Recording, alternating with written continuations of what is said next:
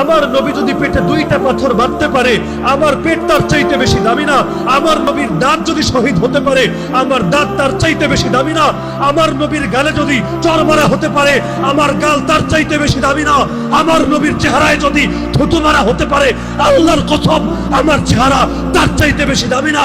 আল্লাহর নবীর চাচাকে যদি 70 টুকরা করে তার কলিজা চিবিয়ে খাওয়া হতে পারে, আল্লাহর কসম আমার বাপ চাচা তার চাইতে বেশি দামি না?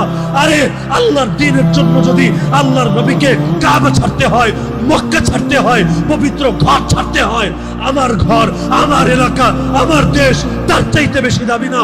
আমার মসজিদ, আমার মাদ্রাসা, আমার খানকা তার চাইতে বেশি না? আরে প্রয়োজনে দুনিয়ার সব ছাড়বো, প্রয়োজনে নিজে শহীদ হব, প্রয়োজনে আমার স্ত্রী বিধবা হবে, আমার সন্তান এতিম হবে, আমার বাপের কোল খালি হবে, আমার মায়ের চোখ থেকে অশ্রু ঝরবে, কিন্তু আল্লাহকে সাক্ষী রেখে আজকে বলে যাবেন, হে আল্লাহ, যে কোনো মূল্যে তোমার জমিনে তোমার দিনকে ভুলুণ্ঠিত হতে দেব না।